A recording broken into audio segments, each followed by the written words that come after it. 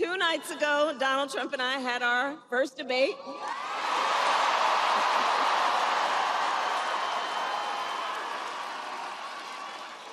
And I believe we owe it to the voters to have another debate.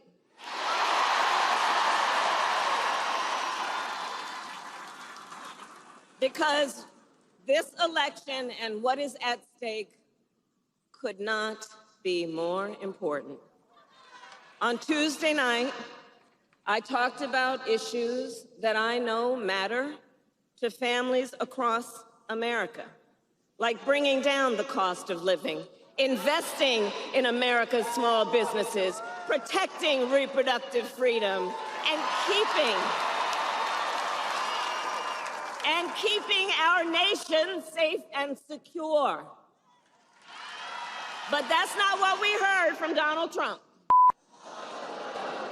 Instead, it was the same old show. That same tired playbook that we've heard for years, with no plans for how he would address the needs of the American people, because you know it's all about him, it's not about you. Well, folks, I said it then, I say it now. It's time to turn the page. Turn that page. Turn that page.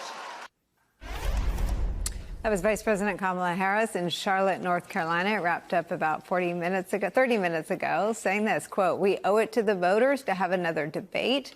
We should share with you that while she was saying that in North Carolina, Donald Trump took to Truth Social to say, no, not again. He does not intend to debate her again. And this is just in. The Harris-Walz campaign raised $47 million in the 24 hours following the debate. Joining us to talk about it all, senior advisor and spokesperson for the Harris-Walz campaign, Ian Sams is here. So the New York Times has that reporting under this story, quote, $47 million flowed into Harris' campaign in the 24 hours after the debate. It may be obvious, but there is something, if you believe in the old sort of laws of politics, which I don't know that they apply to anything anymore, but Trump should want another chance. It's clear that he was so outmatched that he said, you know, uncle, no, thank you. What do you make? Is there any way to try to keep this on the table as another opportunity for her to simply reach that size audience again? Well, thanks for having me. And I think that the word that we're getting out of the Trump campaign over the last 24 hours has been kind of all over the place. Jason Miller yesterday saying that they would do one. President Trump today saying that there will not be one. So who knows where they're going to go? I think the vice president has said very clearly that the American people deserve a second chance to hear from them. You know, you mentioned the large grassroots enthusiasm we got in the 24 hours after that debate, raising $47 million. But it's from 600,000 individual people in 24 hours. I think it speaks to the energy and enthusiasm that exists out there in the country for the vice president right now. And it's so important that we have that because Trump and Trump's campaign and the Trump MAGA world are billionaire super PAC funded. They've got a lot of resources at their disposal to come at the vice president over the next 50 days with attacks and smears. And we have to have the resources to fight back and harness this energy and enthusiasm that we're seeing from the debate and even before in order to get her message out and talk more about these issues that really matter to people like you just played in that clip. In the couple polls that have been out since the debate show really good movement for you. But I wonder with the campaigns, where's your head on polls? Do you wish they all had you tied? Are you heartened to see the movement? I mean, how do you guys internally deal with polls, and what do you want people to take from them? We see this as a margin of error race, a 50-50 race. We're a divided country right now. President Trump obviously has a lot of support among Republicans and enthusiastic support in the MAGA base. But, you know, the vice president is working really hard to change that dynamic. You talked a little bit earlier about the broad coalition that she's building, hundreds of Bush, Romney, McCain alumni who are coming out as Republicans, courageous Republicans who are putting country over party to back her in this race. Alberto Gonzales, the former attorney general for President Bush, who I know you work for as well, out this morning saying Donald Trump represents a real threat to the rule of law in this country, and Vice President Harris has spent her career defending it. I mean, there's momentum building right now for a broad coalition of people who are ready to turn the page on Trump and chart a new way forward with the vice president. I think polls will go up and down, but at the end of the day, it's a 50-50 race. That's why it's so important that Democrats who are enthusiastic about the debate on Tuesday night understand that we have a lot of hard work to do. We need people to sign up to volunteer. We need people to go to KamalaHarris.com and chip in a few more bucks if they can so that we can fight back against that MAGA smear machine. And so that's what we'll be doing in the coming days, even as polls may fluctuate up and down. What are the best and most tangible things you hope that the Taylor Swift endorsement and message brings to the campaign? Well, it's interesting. We talk about, former Republican luminaries, including a former Republican vice president, former Congresswoman Liz Cheney. The coalition spans from them all the way to Taylor Swift. Taylor Swift represents something really meaningful for so many people across this country, especially, frankly, women who really identify with her. And we are so proud to have her support. The vice president is so proud to have her support. And for her to speak out takes courage. It takes courage when you're someone with her stature and her audience to step out and say that this election means something really significant for the country and we can't stay quiet and people need to go vote. I think it's part of the example of the kind of future that the vice president is wanting to build, one where we are more united than we are today, more than we certainly were under former President Trump, not going back to that kind of chaos and division. That is one of her top priorities in this race. That's one of her top priorities as president, is to bring us together as a people again. And I think that when you see this broad groundswell of support from across the ideological spectrum, the age spectrum, where people are from, she's building a coalition to win this race, and we're going to be working really hard to grow that in the coming days and weeks. This week, as we approach the end of it tomorrow, caps another milestone for Harris in what is a compressed campaign. Remember, she raised $47 million in the 24 hours after the debate. That's their best haul since she announced her candidacy.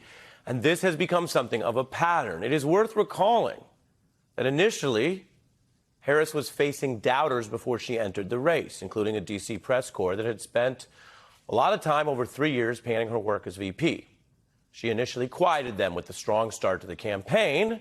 Many headlines and observers said not only was it going well in those first few weeks, you might remember, but better than expected. But what does expected mean? That's compared to the same headline writers and other D.C. types. Then she faced an often Republican-led campaign saying she should do more press. She has since done a national TV interview and radio interviews and drawn positive reviews for that. And then there were the questions about how she would handle Trump as a debater. And it's true. Donald Trump has rattled even experienced debaters, including the 2016 Republican field. That's a point that we reported on and heard about earlier this week on this program. Donald Trump may be a crude liar, but that has not always made him easy to handle on that debate stage. Kamala Harris handled him. New polls today show that among Americans who say they are familiar with the debate, remember, 67 million people watched it live, millions more saw some highlights or discussion or read coverage about it. We'll show you the results. Early polls say Harris won the presidential debate. And the numbers today, most say Harris won, double the share who say Trump won. You can see that. Most thought Trump stumbled and was not sharp. Only 1 out of 5 voters thought that of Harris. That's a strong takeaway. Striking in our polarized electorate, over 40% of Americans back Trump. So even those who back Trump don't say that he won, because it's all the way down to 24%. Simple math. And then some Republicans have certainly heard from the conservative voices piercing Trump's campaign claims about a great debate. There have been tough critiques of his meandering and angry performance that night. And let me break it down briefly. It's not that complicated, but it's politics, right? So not everyone's just being honest all the time. Some of the Republicans saying Trump blew it may just be telling the truth, going about their lives and careers and saying what they see honestly. Others, for example, Trump campaign surrogate RFK Jr., may be hoping that they're going to somehow get through to Trump through the television. We've seen that before. And so they are actually trying to help him by giving him the truth that I just showed you, that he did poorly, and the voters think he did poorly, including Republicans, which is a problem when you're running for office. So they're trying to say he did badly to get him to correct his mistakes before it's too late. Against Joe Biden, that guy was as sharp as a tack and ready with answers, but he wasn't here. What do you think happened? Absolutely. Well, she was loaded for bear. There's no question about it. Donald Trump lost. And this is not the worst debate performance I've seen in my career, but it's very close to it. Vice President Harris clearly won the debate in terms of her delivery, her polish, her organization. I think that he loses because of this debate performance. Wow. The last voice there is a right-leaning pollster, Frank Luntz. Now, he's projecting all the way out to the future. I will tell you again, as I've told you, and we'll keep track of this together as we go towards Election Day, we can't say anything responsible about votes that haven't been cast yet. We'll start monitoring early votes and polling on that when it happens, but no one's voted yet, so the debate may or may not resolve it. As for RFK Jr., he just recently endorsed Trump. He is looking for a job in the administration. He has every reason, if you analyze people's behavior by their incentives, he has every reason to want Trump to win. So he might be saying something that sounds positive for Harris and bad for Trump, but it would be a reasonable conclusion that someone involved in the spin room, he was there and all that, Trump endorser, wants a job, thinks that if they can just get Trump to realize how poorly he did, maybe they can improve him and help him get back on track and still maybe win. As for what debates do, they last beyond the night of the thing, even if so many people watch it live. And the people talking about what happened in the debate often are the people who have something to invoke or they think they won. So I'm going to show you new from Kamala Harris, how she is using Trump's debate answers to make points. And she would argue to educate and edify the voters about where he stands or why he's running and hiding from where he really stands. Donald Trump intends to end the Affordable Care Act. You heard what he said in the debate. He has no plan to replace it. He said, concepts of a plan.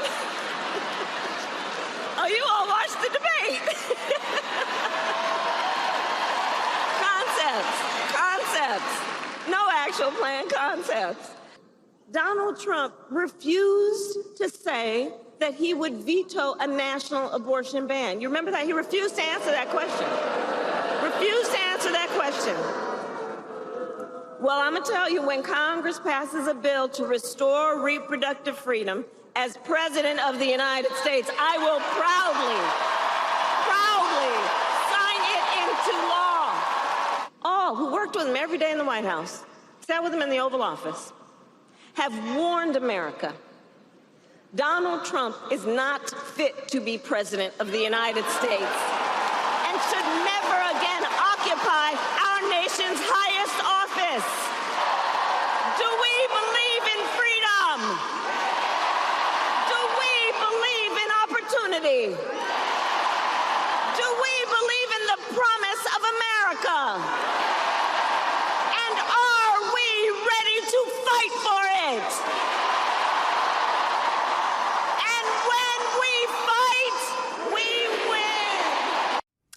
Harris bridging some of those key moments she wanted to highlight from the debate with what they call a stump speech, some of those lines you may have heard before. A remix powered by what she and her campaign thinks was a great night.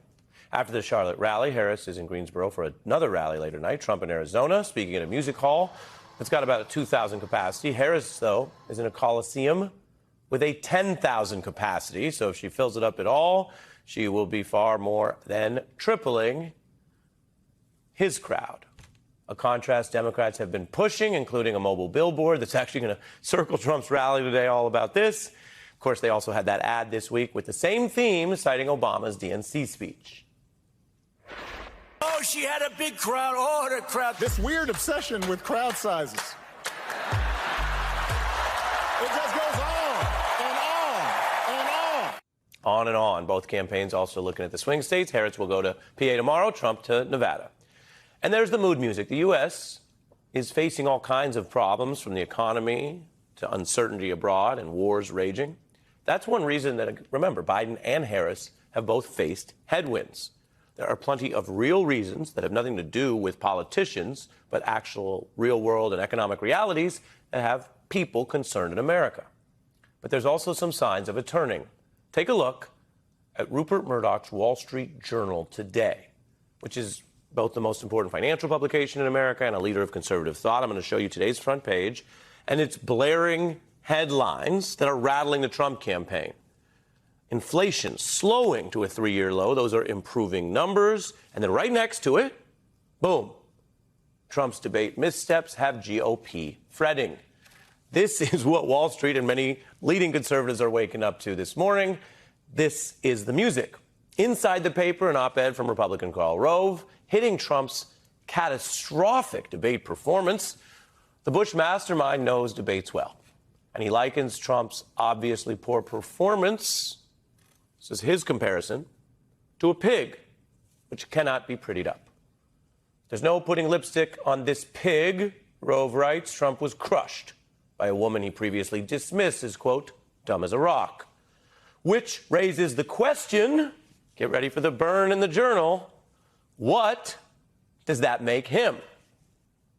Tough question from a Republican. Now, Karl Rove has clashed with Trump, so the former president could just dismiss this as more anti-Trump bias.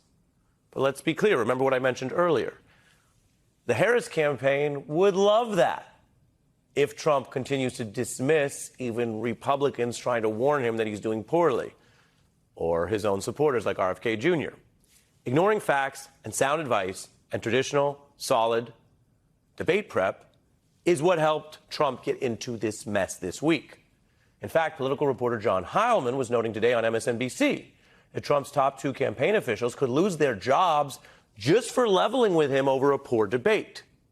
In fact, these 2 never made it into the spin room that Trump crashed right after the debate. Trump running away from honest feedback about a poor campaign, not towards reality in order to face reality. So, after the most eventful week of the whole Harris-Trump matchup, where does this all leave us? Again, some things matter more than others. The fact here in the data that most people think Harris won the debate is a big takeaway this week. Number 2, top Republicans see that and are searching for ways to move Trump towards reality, to face that so he might improve his position, and he's resisting that. Trump does not want to hear he lost the debate any more than he could accept that he lost the election. He sent out Giuliani and others to lie about that, and ultimately others committed crimes over that lie. We know that story. Lying tactics that once hurt his opponents, though, or even confused his followers, seem to be losing their punch. And that's the third and important thing here. Trump is lying himself into sheer absurdity. Think about the pets. Our nation beholding this aging politician doubling down on his pet-eating delusions, which, and this matters in politics, are boomeranging on him. Amidst the denunciations of the race baiting that relates to that, the immigration thing, there's also laughter, bemusement, political pity, which Harris evinced for Americans in real time. It was like a reaction video of a very, very bad uncle that you don't want to hear from anymore. They say after the laughter comes the tears. Well, sometimes after the laughter, people just look away. Is that happening here? Still a tight race in the key states, but the debate clearly didn't help Trump. Most people think he lost and it hurt him. Republicans are warning him to face that fact, and for him, time could be running out. Joining us now, Brendan Buck, former aide to House Speakers Paul Ryan and John Boehner, and an MSNBC political analyst. Maya Rupert, senior advisor for Elizabeth Warren's campaign and former campaign manager for Julian Castro. And Ben Wickler is chair of the Democratic Party of Wisconsin. Welcome to all. Ben, it's good to have you here in studio. I don't need to tell you this. Your state is at the center of both of these things, the push for voter registration, but also some problems with getting things underway. And I want to ask you about both. First, tell me about the surge in voter registration in your state. What are you guys up to? It's very exciting to see. The number I keep coming back to, the fact, is that on August 13th, we had our August primary election for the fall. And this year, compared to the August primary election and presidential years, for the last 6 decades, had the highest voter turnout, including people same-day registering, which you can do in Wisconsin. You don't have to register in advance. We're seeing this flood of people, especially young people, but folks all over the state getting involved, volunteering for the first time. More than half of the volunteers that are signing up now have never volunteered with us before, and then actually getting out, registering, and voting. I'm just going to ask you really quickly, because you and I were talking on the phone a couple of days ago in advance of the debate. How many volunteer hours have actually been served in your state? Well, we've seen more than 50,000 people have signed up, but we've had 40,000 people complete volunteer shifts that are usually 2 or 3 hours long. And a lot of them are folks that are now re-registering to come back again and again. These are knocking on doors. This is making phone calls, joining phone banks, and then also going to farmers markets, having barbecues, and then asking everyone there to take their phones out and contact everyone they know, to go to wisdoms.org and sign up to volunteer and donate. That engagement is fueling a surge of energy that I think will have consequences down ballot in state legislative races, House, Tammy Baldwin for Senate, and the presidential. So the good news is we all want as many people as possible to participate, as many people as possible to vote. Are you concerned, though, about the warning in that letter to the Postmaster General that there is a risk of limiting voter participation and eroding trust? What I think is good is that so many different people are engaged writing that letter, working to solve these issues. We've seen over and over these Republican attacks and going back to when Trump was in office, attacks in the U.S. postal system. But what we've seen over and over is people overcoming those obstacles. And now in every race where people trying to undermine the election tried to gain public office, people who believed in democracy won those elections. So this will be a safe and secure election. It'll be easy for people to cast their ballots, and those ballots will be counted. We just need to earn them. Okay, Brendan, Republicans have been trying to increase mail-in balloting, but Donald Trump has long linked absentee and mail balloting with fraud, right? Earlier this week, he tweeted about unproven claims that 20% of mail-in ballots in Pennsylvania are fraudulent. So RNC Chair Laura Trump was asked about that. Here's what she said.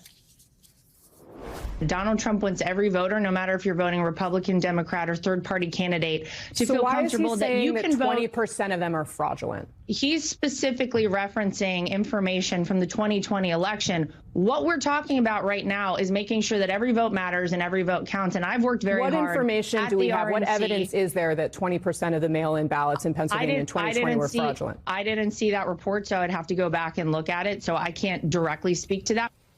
So, Brendan, are Republicans capable of changing the narrative on mail-in ballots, which they now, at least some of them, seem to be acknowledging are a good thing for your own candidate? Well, every campaign operative understands that they're a good thing.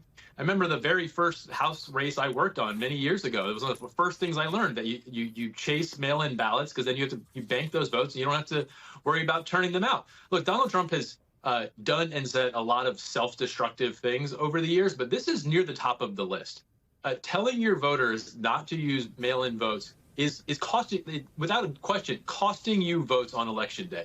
People, for whatever reason, don't show up, things happen, and you're losing votes. Now, everyone has tried to convince him otherwise. Kevin McCarthy, the former Speaker of the House, tried to convince him otherwise. Mitch McConnell tried to convince him otherwise. And I think he, at this point, has been convinced somewhat that he's hurting himself by doing this. But he has such a large megaphone that his daughter-in-law telling people now it's okay is not going to do the trick, because so many people are convinced that it is all part of this conspiracy, they think, to overturn people's votes. So Maya, Michigan's Secretary of State spoke to MSNBC about threats that election workers face amid all of this. Here's what they said about it. It is chilling, I mean, frankly, to just know that these powerful individuals with great megaphones, former president of the United States, would use that platform, his ambitions, to try to threaten us for simply just doing our jobs. These threats are ultimately not threats to us. They're threats to the American people. They're threats to the will of the voters and our democracy itself. So, Maya, how do you reassure voters about the process when not only do you have a lot of people denying that it's safe, you have election workers who are scared, And there's also been, I did a quick Google of election workers now. State after state after state, they're having trouble getting people to work at election sites because of their worry that they are not safe. And they're saying there could be long lines. So you add a lack of election workers to what may be record registration drives. Where does that leave you? I mean, it's right to sound the alarm, because this is a situation where people are afraid to work the election. People are going to be dealing with, just as you said, long lines coupled with, this sort of heightened fear. I think we have to do a few things. One, I think we have to remind people to stay in line, that it's worth it. I think there need to be voices across the board countering what Donald Trump is saying. I think we need obviously Democratic voices, but I think it would be really, really valuable right now to hear from Republicans who deeply disagree with Donald Trump, making sure people do understand that the integrity of mail-in ballots is safe, that they can use them, and countering this narrative so that people aren't afraid. I mean, the idea that we have people who would volunteer to work at elections who are now being threatened, that goes to the heart of who we are, and people should be saying very, very loudly that that's not acceptable, that's not okay. And I think we also just need to make sure that people are getting the message that we can't expect to get an answer on the night of the election. We have to let these processes play out to make sure that people's votes are counted. And that means that, unfortunately, we're going to be staying up watching election results, and some of these will not be decided night of,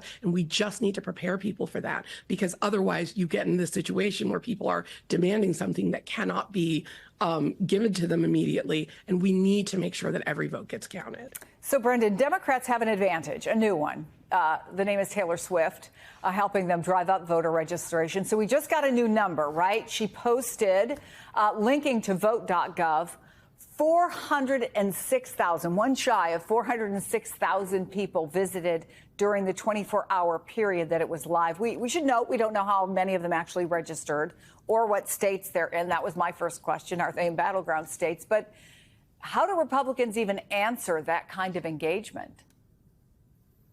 I don't know that they can. I mean, they probably have been needing to focus on voter registration for a long time to catch up with something like that. Look, you and I have talked previously about the amount of money that the Kamala Harris campaign has been able to raise. And you asked the question, what do you do with all of that money? Well, this is the answer. This is what you do with it. You register voters. You open up offices. You turn out people that otherwise were going to be on the sidelines. Look, every campaign knows who their high propensity voters are, people who come out every time. But you can really start putting points on the board when you're able to bring in people who are maybe on the margins, curious, who are first-time voters.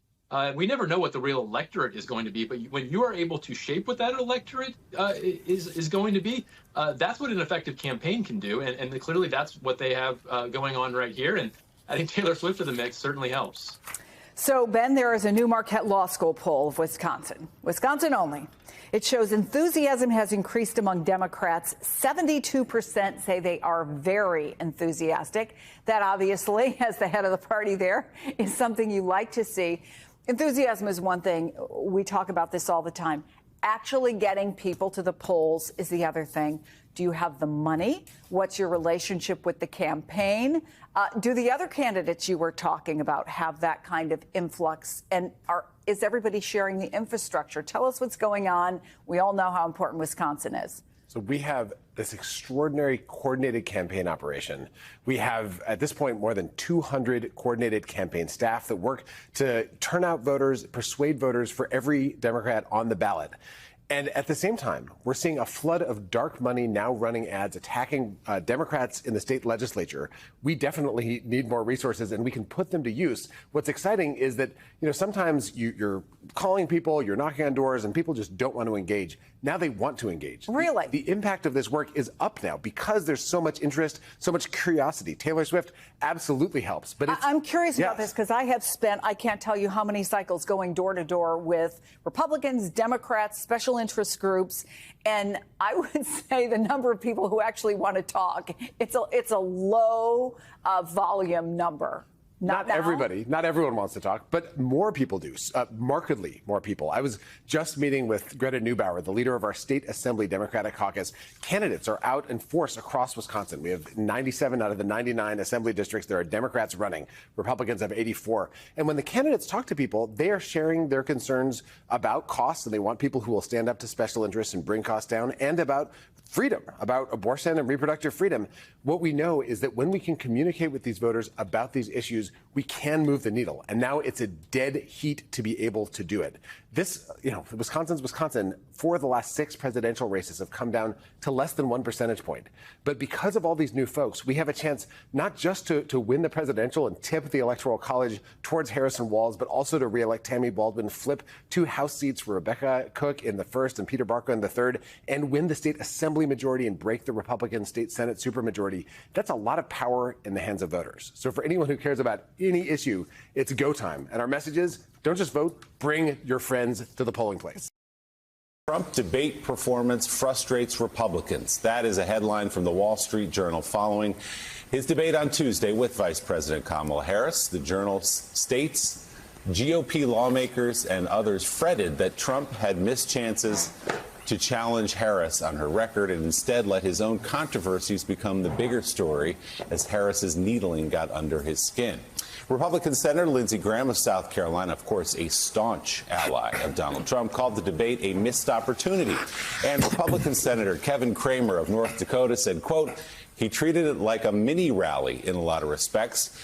You've got to be talking to those swing voters in swing states. He could do that better with details. We're also getting new reaction from inside the Trump camp. One advisor telling NBC News, quote, it was not his best performance, without question. That's from inside the Trump camp. A longtime Republican operative saying, I know everyone in the world has said this, but the inability or unwillingness to realize when he's being baited and not fall for it is constantly baffling. And how about this? Robert F. Kennedy Jr., of course, recently suspended his presidential campaign to endorse Donald Trump, criticized Trump's debate performance.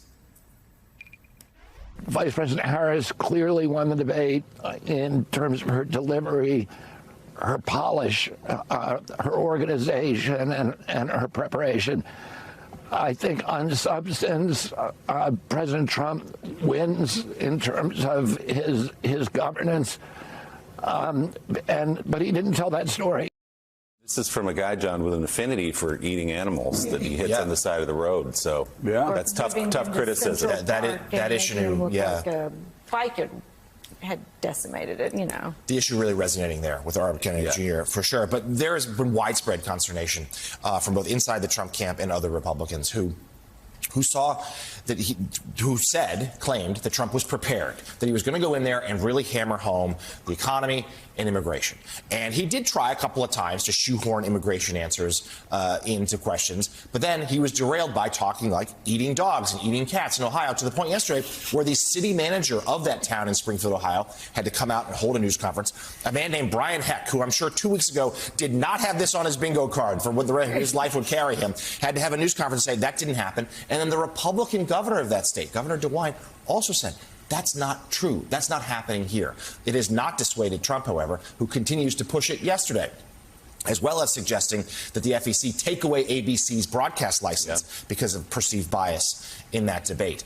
And I think that for Republicans, their concern is twofold. One is they know that Harris, still unknown to a lot of Americans, came out of there looking good, that she was able to show that she passed the commander-in-chief test. But secondly, Trump's craziness was on full display, and she was able to bait him several times into looking unhinged, into getting angry, into reminding Americans why they got tired of him in the first place. And that, I think, Joe, is something that a lot in those in Trump's close advisors, including someone I spoke to yesterday afternoon, who said, as they go back and forth as to whether they'll debate with her again, that they really feel like they gave her a real assist, and Trump formed a real impression in people's minds who are reminded, who may have had Trump amnesia, like, oh, maybe things weren't that bad, maybe we like his economy or whatever it might be, and then they look at that and go, ugh, we don't want to do that again. No, I mean, 60 million viewers saw that side of Donald Trump. I mean, 60 million. That's all. I mean, the only two TV shows in America that people watch more of, the Super Bowl and Way Too Early with Jonathan O'Meara. And outside of that, if he wants to clean it up, he should do a sit for him. Yeah, you know what that pressure's like. But Willie, you know, I think everybody was focused, including Republicans, on how badly that Donald Trump did. But they didn't focus on how well Kamala Harris did, and it was really brought home last night. I was scrolling through the news, and I saw a couple of watch parties, people watching Harris, and her pausing at certain points. Which of course you're watching it, and you're like, you're watching it in your own home, and you don't get how everybody's reacting, but people were laughing at her. The pauses, cheering. She really, after starting the first couple minutes a bit nervous, she really commanded it. Bob Shrum, obviously a Democrat who has worked on presidential campaigns, and Mark McKinnon, a Republican, who's obviously worked on George W. Bush's campaigns and McCain's campaigns, both said the same thing, that this, they believe, was the best debate performance they have seen since JFK's in 1960. That is their opinion, and I think it's important when we think about how this debate's going to impact people, we take note of the fact that Donald Trump lost, but at the same time, in equal measures, Kamala Harris won. And by doing so, with a massive TV audience, she did clear that hurdle. She proved that she was not what the Trump right has been calling her for the past 4 years. It was a huge test for her because if you think about the DNC in Chicago, there was a great convention, but that's a pep rally. That's a home game. And she looked great in that, and the party was unified there. But now she steps into the arena with the opponent. She's in the boxing ring. This isn't sparring anymore. It was real. And you make a great point because Donald Trump's atrocious, historically terrible performance overshadows in some ways the ways in which she instigated his performance, in which she provoked him and got him to go to his darkest places, and then was able to just sit in a split screen. And sort of the subtext was, do you want this again, America? Rational, sane people who just want to live your lives and have a strong economy and take care of your families. Do you want to live through this for another 4 or 5 years? And then she would turn and say, he wants to talk about himself. I want to talk about you, which I think is the message she wanted to drive home. So, Charlie Sykes, as you watched a couple of nights ago, we've heard from many pollsters, people like Frank Luntz with focus groups, people with dial tests saying those dials went way down on Donald Trump when he launched into some of his more insane rants about eating dogs and other things, but also inconsistencies that he cannot explain away on the issue of abortion, for example. What did you see as you watched with your trained eye a couple of nights ago? Well, a lot of what we saw with Donald Trump, the bitterness, the angry, the fabulism is familiar to those of us who've watched Donald Trump over the last 8 years, right? But this may have come as a revelation or a reminder to tens of millions of people who were tuning in and go, oh, my gosh, who is this angry old man yelling at the clouds here? And as you point out, Kamala Harris is an unknown factor for many, many, many voters. And she put on a really extraordinary performance, not just discipline. I mean, look, she also won that split screen in a rather dramatic fashion. I think that's perhaps a little bit underappreciated. But a couple of things here, and I think you highlighted this at the top of the show. Donald Trump. I mean, and there's a warning here too. That Donald Trump, as we know, lives in a bubble of delusion. But also what he demonstrated was Republicans refused to take the L. They refuse to acknowledge he refuses to acknowledge he's lost. And also, they remain addicted to these fake internet memes even after they have been debunked. They will not let go of the big lie. And I think that this is not a new pattern for those of us who have followed this, but think of this in the context of the election and the big lie. Donald Trump is creating an alternative reality where he never admits that he loses, And no matter how egregious the lie is, no matter how much it has been refuted, they will stick with it. And I think that's kind of extraordinary, how deeply online they've gotten, and how even in, and by the way, talk about blatantly racist, the imagery of Donald Trump saving kittens in America from angry black men. But they're not letting it go, and they won't let these things go. And I think this is, again, a marker and a warning for our times. Willie, there is a parallel. It's not a strong, really strong parallel because nothing compares to Donald Trump. But you remember when we were covering the 2012 election, Mitt Romney, his campaign, his family lived inside that Fox News bubble. Mm-hmm. And you'll remember on the front page of Drudge every day was Romney plus 11 because the Gallup polls were so wildly off.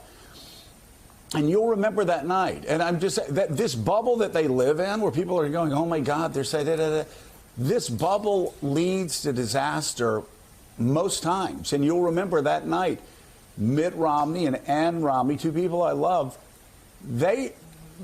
late into the evening, they were sure that there was something that was wrong with the numbers because it went against everything that was in that bubble in 2012 that Republicans lived in, even pre-Trump. And you'll remember Karl Rove saying something's wrong with these numbers. Like even late into the night, nobody could believe it because they had all been living in a bubble. And I'm sorry, but I just got to say it. This is what's happened every year since 2017. They live in a bubble. And they convince themselves that by saying illegal immigrants are coming to America with leprosy, that caravans are coming to eat their children. They think that by saying the most radical, wild things, that was an exaggeration, that somehow they're going to sway the middle. They never do. It doesn't work. It worked for one day in November 9 years ago. And when Donald Trump admitted afterwards to me that the election could have been held on 10 days, and he may have only won it on that one day. And they have tanked their entire party, destroyed the conservative movement based on that one day, because a letter was written 10 days before that literally changed the outcome of the election. We have new polling. A Marquette Law School survey of Wisconsin voters conducted in the days before the presidential debate finds Vice President Kamala Harris leading former President Donald Trump 52 to 48% among registered voters in a head-to-head matchup, though that is still within the margin of error. Joining us now, national affairs correspondent for The Nation, John Nichols, and senior editor and elections analyst at the Cook Political Report, David Wasserman. So, John, is this a big deal?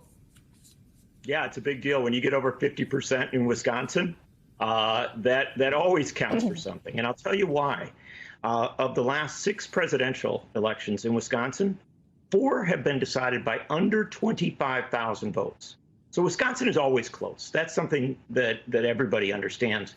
But if you begin to open up somewhat of a margin, especially in the Marquette poll that is generally seen as the best poll in the state, and the one that's most in tune with where the state is at, people do wake up. In fact, in Wisconsin, this is big news. Dave, do you agree? Well, Wisconsin is a perpetually close state. Obviously, it was within about 23,000 votes in 2020. And the question is, does Trump see the same surge of white non-college voters that was underrepresented in polls in 2016 and 2020? And even though Wisconsin and Michigan look like Harris's best states of the 7 in the core battleground, Wisconsin is always going to be dicey, and she's going to need a bigger showing in the WOW counties to offset the likely Trump margin in western and northern Wisconsin. Dave, there's still so many voters out there who are telling us and telling pollsters that they're undecided, that they want to see more from Vice President Kamala Harris. How do you interpret wanting to see more? What does more mean? Well, Yeah, there are more voters who want to know and find out more about Kamala Harris than Donald Trump. He's still better defined than she is.